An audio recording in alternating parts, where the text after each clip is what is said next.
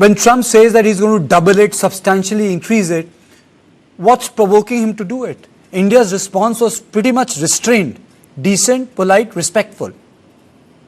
But it is also true that fundamentally he seems to be miffed with the fact that the world is not kowtowing to his diktats.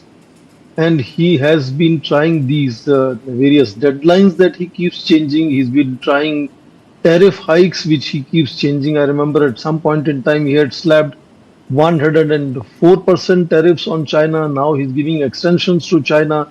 He is planning to visit Beijing on 3rd of September.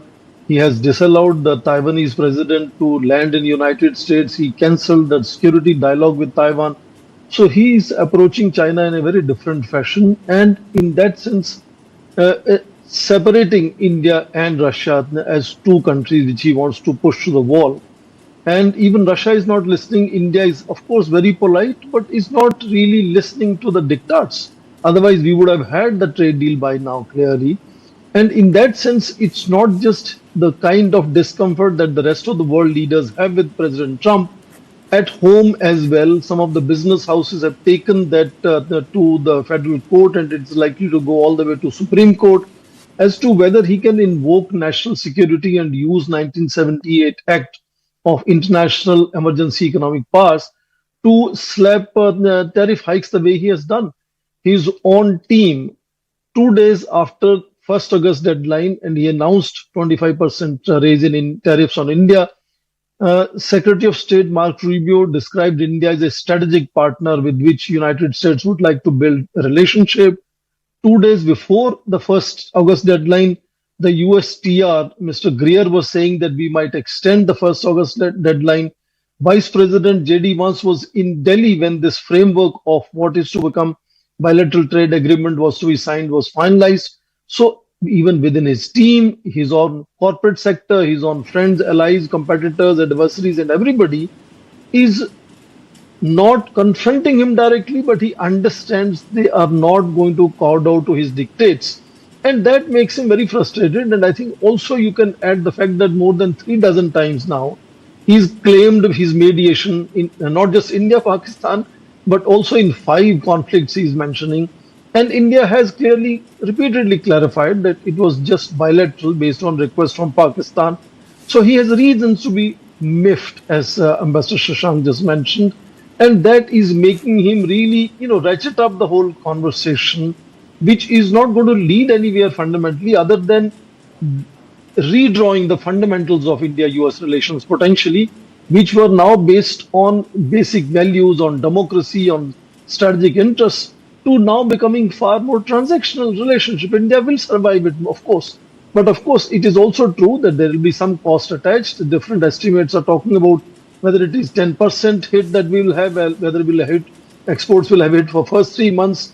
Then our Ministry of Commerce, Finance and Industry, etc. will come in and step in to facilitate that exports are either facilitated or diverted to other countries.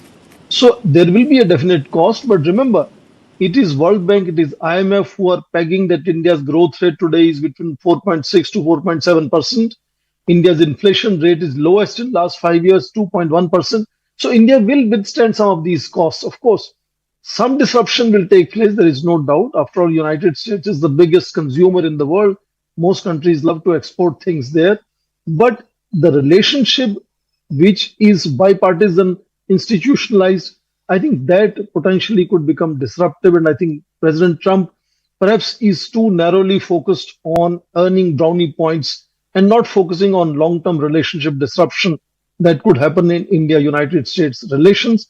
And I think that is what India has been trying by showing restraint, that we can still save that relationship and go through this exercise. Otherwise, this is not the worst relationship. You remember, so you're using the word disruption. Very quickly, I've run short of time. A minute to you, Professor Swaran Singh, a minute to you, General Kulkarni. My question to you is very simple. Are we entering into a hostile phase with the America, the one India witnessed in 70s and early 80s, sir? I don't think so. That's not an option. And Ambassador Shashank would vouch my saying that in diplomacy, that is not the option one works on. We have gone through different phases. You remember after nuclear tests of India, there was a very deep problem between not just United States but all major powers. We had 14 rounds of Jaswant Singh Stalwart talks. We came around and built a very strong relationship.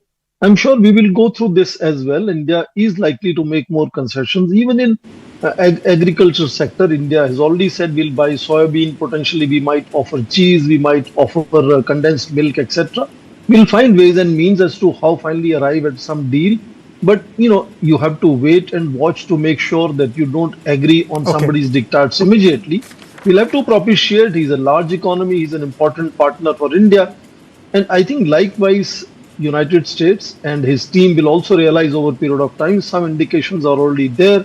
They also value India's partnership, particularly as a counterweight to China and so on. Okay. So I think it will take time, but India will make concessions and America will begin to understand the value of India over a period of time. We will have the trade deal sooner than later.